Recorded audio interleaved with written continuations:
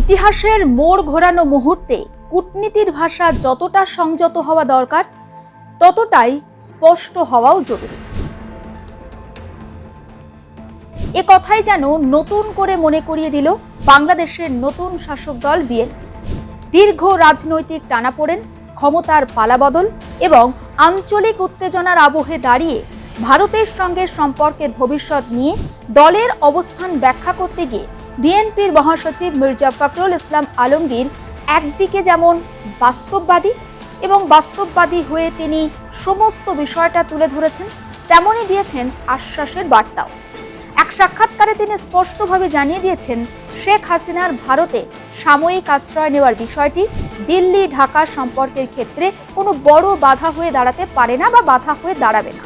তার কথায় ভারত বাংলাদেশ সম্পর্ক কোনো একটি মাত্র ইস্যুর মধ্যে আটকে থাকা উচিত নয়, বরং বহুমাত্রিক সহযোগিতা, পারস্পরিক স্বার্থ এবং আস্থার ভিত্তিতেই এই সম্পর্ককে এগিয়ে নিয়ে যাওয়া প্রয়োজন। মির্জা ফখরুলের মন্তব্যে উঠে এসেছে এক নতুন কূটনৈতিক বাস্তবতার ছবি, যেখানে আবেগ বা প্রতিহিংসার জায়গায় স্থান পাচ্ছে যুক্তি। শেখ হাসিনার বিরুদ্ধে মানবাধিকার লঙ্ঘনের একটা গুরুতর অভিযোগ তিনি তুলে ধরেন এবং তিনি বেশ কিছু কথাও বলেছেন। কি সেই কথা? দেখুন, বাংলাদেশের জনগণ তার শাস্তির দাবি তুলেছে এবং সে কারণেই তাকে বাংলাদেশের হাতে তুলে দেওয়া উচিত। কিন্তু একই সঙ্গে তিনি জোর দিয়ে এটাও জানাচ্ছেন, এই একটি বিষয়কে কেন্দ্র করে বৃহত্তর দ্বিপাক্ষিক সম্পর্ককে কিন্তু ক্ষতিগ্রস্ত করা কোনোভাবেই কাম্য নয়। বাণিজ্য, যোগাযোগ, সীমান্ত ব্যবস্থাপনা, উন্নয়নমূলক সহযোগিতা, এই সব ক্ষেত্রে ভারতের সঙ্গে আরো গভীর সম্পর্ক গড়ে তোলার পক্ষপাতী বিএনপি বা নতুন সরকার। প্রতিবেশী দুই দেশের সম্পর্ক সংঘাত নয়, সংলাপের পথে এগোনো উচিত। এটা কিন্তু বলছেন বিএনপির মহাসচিব মির্জা ফখরুল ইসলাম আলমগীর। ভারতের সঙ্গে বাংলাদেশের যে কিছু দীর্ঘদিনের একটা সমস্যা রয়েছে তা স্বীকার করতেও কিন্তু দ্বিধাবোধ করেনি এই বিএনপির মহাসচিব। বিশেষ করে গঙ্গার জলবন্টন চুক্তি এবং ফারাক্কা বাঁধ সংক্রান্ত ইস্যু নিয়ে আগামী 1 বছরের মধ্যে ভারতের সঙ্গে বাংলাদেশ আলোচনায় বসতে চায়, সেটা স্পষ্ট করে দিয়েছেন তিনি। পাশাপাশি সীমান্তবর্তী এলাকায় নানান জটিলতা, এই যেমন ধরুন চোরাচালান, অনুপ্রবেশ, নিরাপত্তা এবং স্থানীয় মানুষের জীবনযাত্রার সমস্যা, এসব বিষয়েও দিল্লির সঙ্গে গঠনমূলক সংলাপের পথ খুলে রাখতে চান বাংলাদেশের নতুন সরকার। মির্জা ফখরুল স্পষ্ট ভাষায় জানিয়ে দিয়েছেন, আমরা ভারতের সঙ্গে লড়াই করতে পারবো না, আমাদের কথা বলতে হবে।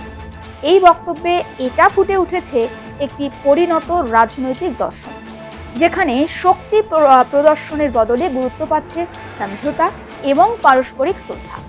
বাংলাদেশের অভ্যন্তরীণ রাজনৈতিক প্রেক্ষাপটেও ফখরুলের ভূমিকা কিন্তু অত্যন্ত গুরুত্বপূর্ণ। খালেদা জিয়া দীর্ঘদিন অসুস্থ ছিলেন আমরা জানি, এবং সেই অসুস্থতা থাকার কারণে বা তিনি অসুস্থ থাকার কারণে যখন দলের নেতৃত্ব কার্যত শূন্যতার মুখে, তখন বিদেশ থেকে সংগঠন বা দলের সংগঠনকে সামলাচ্ছিলেন তারেক রহমান এবং দেশের ভিতর থেকে দলকে ঐক্যবদ্ধ করে সক্রিয় রেখেছেন মির্জা ফখরুল ইসলাম আলমগীর। নতুন সরকার গঠন, এই প্রেক্ষাপটে নতুন সরকারের প্রথম সারির নেতা হিসাবে ফখরুলের বক্তব্য অত্যন্ত তাৎপর্য বহন করে।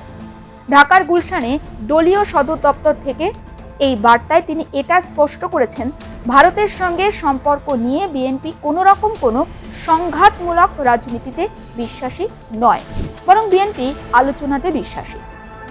উন্নয়ন ও অর্থনৈতিক অগ্রগতিকে নতুন সরকারের প্রধান অগ্রাধিকার, সেমনটাও জানিয়েছেন কিন্তু মির্জা ফখরুল ইসলাম আলমগীর। তার মতে বাংলাদেশের স্বার্থ সংশ্লিষ্ট সমস্ত প্রকল্প দ্রুত বাস্তবায়ন করা হবে এবং এই ক্ষেত্রে ভারতের সহযোগিতা অত্যন্ত গুরুত্বপূর্ণ।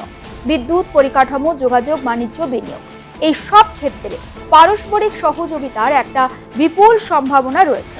তিনি মনে করেন, অতীতের যে মতানৈক্য বা মতভেদগুলো ছিল এবং একটা রাজনৈতিক টানাপোড়েন ছিল, সেগুলো এখন পেরিয়ে ভবিষ্যতের দিকে তাকিয়ে দুই দেশ যদি একসঙ্গে এগিয়ে যায় তবে তার সুফল পাবে দুই দেশের সাধারণ মানুষ। এই লক্ষ্যেই তিনি দ্বিপাক্ষিক সম্পর্ককে নতুন একটা উচ্চতায় নিয়ে যাওয়ার আহ্বান জানিয়েছেন দুই দেশেরই জনগণের কাছে। দুই দেশের সম্পর্ক যে কোনো একটা ইস্যুর গণ্ডিতে বন্দী থাকা উচিত নয়, তা বোঝাতে মির্জা ফখরুল আন্তর্জাতিক রাজনীতির একটা উল্লেখযোগ্য উদাহরণও টেনে এনেছেন। তিনি বলছেন, আমেরিকা এবং চীনের মধ্যে নানান গুরুতর মতপার্থক্য থাকা সত্ত্বেও তারা কিন্তু পারস্পরিক স্বার্থে একে অপরের সঙ্গেই কাজ করছে। ঠিক তেমনি ভারত এবং বাংলাদেশের সম্পর্কেও কিছু জটিল রয়েছে, কিছু জটিলতা রয়েছে, কিছু সমস্যা রয়েছে, কিন্তু সহযোগিতার ক্ষেত্রগুলোকে আলাদা করে এগিয়ে নিয়ে যাওয়াটাই বুদ্ধিমানেদের কাজ। এই বাস্তববাদী দৃষ্টিভঙ্গি নতুন সরকারের কূটনৈতিক রূপরেখার ইঙ্গিত দিচ্ছে বলেই মনে করছেন রাজনৈতিক বিশেষজ্ঞরা। এই যে কূটনৈতিক একটা ইঙ্গিত, সেটা কতটা ফলপ্রসূ হবে সময় বলবে। সবটা মিলিয়ে মির্জা ফখরুলের বক্তব্যে এটা স্পষ্ট, নতুন রাজনৈতিক অধ্যায়ে পা রাখতে চলা বাংলাদেশ ভারতের সঙ্গে সম্পর্ককে নতুন করে সংজ্ঞায়িত করতে চায়। সংঘাত নয়, সহযোগিতার ভিত্তিতে, অভিযোগ নয়, আলোচনার মাধ্যমে। অতীতের ক্ষত ভুলে ভবিষ্যতের সম্ভাবনাকে সামনে রেখে দক্ষিণ এশিয়ায় যে একটা অস্থির পরিস্থিতি তৈরি হয়েছিল, সেই অস্থির ভূ রাজনৈতিক বাস্তবতায় এই সংঘাত ভারসাম্যপূর্ণ এবং পরিণত কণ্ঠস্বর শুধু দিল্লি ঢাকার সম্পর্কের জন্য নয়, গোটা অঞ্চলের স্থিতিশীলতার ক্ষেত্রেও একটা গুরুত্বপূর্ণ বার্তা বহন করছে। এই বার্তা যদি বাস্তব নীতিতে রূপ পায়, তবে তা দুই দেশের সম্পর্ককে এক নতুন উচ্চতায় পৌঁছে দিতে পারে, যেখানে পারস্পরিক আস্থা, উন্নয়ন ও শান্তিপূর্ণ সহাবস্থানই হবে মূল সুখ। নতুন সরকার যদি সত্যি সহযোগিতা এবং পারস্পরিক সম্মানের পথে এগোতে পারে, তবে তা বহুদিনের জমে থাকা অবিশ্বাসের দেওয়াল ধীরে ধীরে ভাঙতে শুরু করবে। সীমান্তের ওপার এপার শুধু কাঁটাতারের বেড়া নয়, গড়ে উঠতে পারে একটা বিশ্বাসের নতুন সেতু।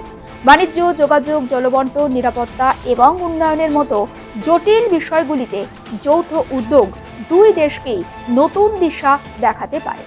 এই পথ সহজ নয়, কিন্তু রাজনৈতিক সদিচ্ছা থাকলে এই পথ যে অসম্ভব নয়, সেটাও মনে করিয়ে দিচ্ছে বিএনপি নেতৃত্বের এই বার্তা। এই মুহূর্তে দাঁড়িয়ে ভারত বাংলাদেশের সামনে সুযোগ রয়েছে অতীতের সমস্ত দ্বন্দ্বকে পিছনে ফেলে ভবিষ্যতের অংশীদারিত্ব গড়ে তোলার। ইতিহাসের এই সন্ধিক্ষণে সংযম, বাস্তববাদ এবং দূরদর্শিতাই নির্ধারণ করবে আগামী দিনের সম্পর্কের রূপরেখা। আর সেই রূপরেখা যদি সহযোগিতা, শান্তি ও উন্নয়নের ভিত্তিতে আঁকা হয়, তবে তা শুধু দুই দেশের জন্য নয়, গোটা দক্ষিণ এশিয়ার ভবিষ্যতের জন্যই হয়ে উঠতে পারে আশাবাদের একটা নতুন অধ্যায়। সেই নতুন অধ্যায়ের শুরু কি শুধুমাত্র সময়ের অপেক্ষা, নাকি বার্তাই থেকে যাবে? উত্তর দেবে সময়। নজর রাখতে হবে আর প্লাস নিউজ।